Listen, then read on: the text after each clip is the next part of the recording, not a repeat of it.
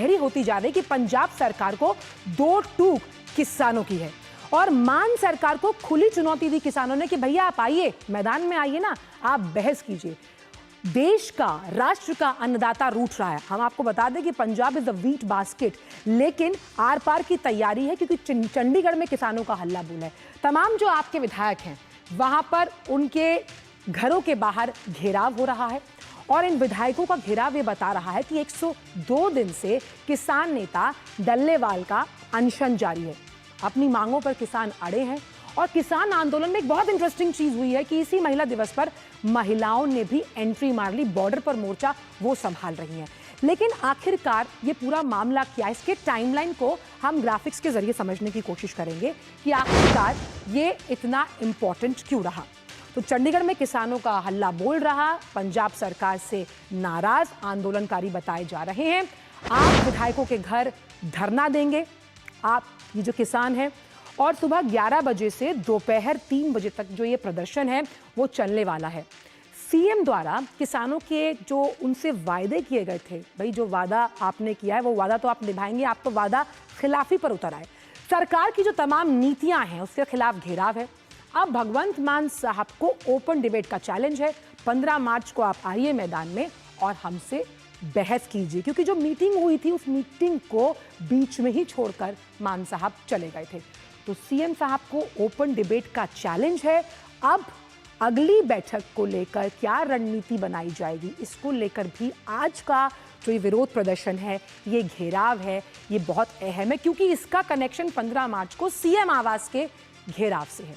लेकिन ये पूरी क्रोनोलॉजी क्या रही, अगर इसकी टाइमलाइन को हम समझें वो समझना जरूरी है। आपको लिए चलते हैं 3 मार्च की तरफ।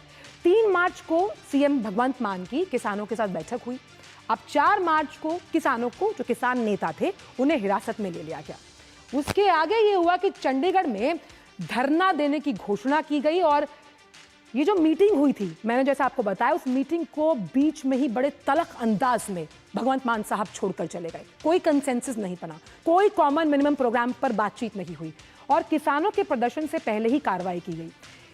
ये तमाम जो, अगर हम इस टाइमलाइन को समझें तो मुझे एक बात बड़ी अहम तौर पर याद आती है कि जब भगवंत मान साहब सत्ता में आए थे वो किसान आंदोलन को हवा देने के बाद, लेकिन शायद वो भूल गए और 5 मार्च को चंडीगढ़ में धरना देने की घोषणा पर मान सरकार ने सख्ती अपनाई।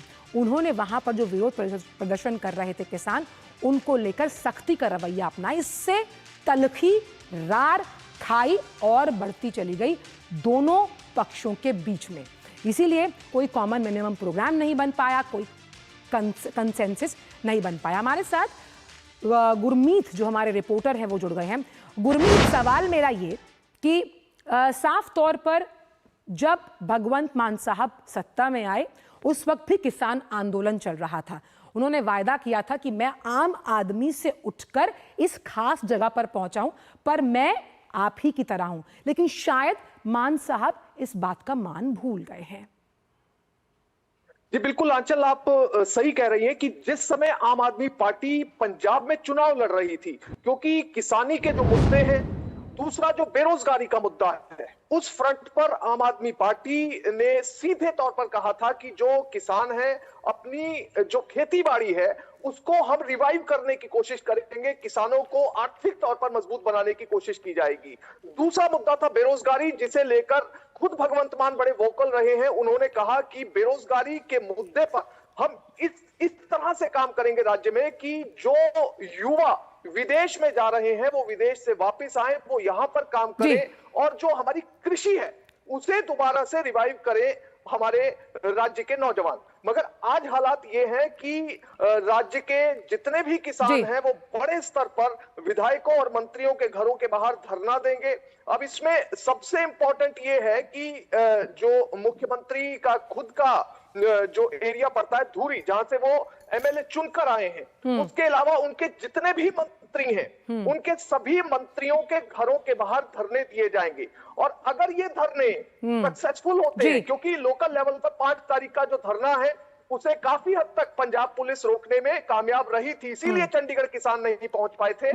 मगर यदि आज का धरना सक्सेसफुल होता है तो एक बड़ा और कड़ा संदेश राज्य सरकार को, सीधे मुख्यमंत्री को जाएगा किसानों की ओर से। बिल्कुल कड़ा संदेश तो जाएगा, लेकिन इसमें आम इंसान यानी आम आवाम की अगर बात की जाए, जो प्रोडक्शन है जिसके लिए जाना जाता है पंजाब, उसमें भी व्यवधान आएगा। बहुत बहुत शुक्रिया गुरमीत इन तमाम जानकारियों को हमसे साझा करने के लिए। तो पंजाब में किसानों की दो टूक है जब हम बात करते हैं मान सरकार के खिलाफ। लेकिन वक्त एक छोटे से ब्रेक का है।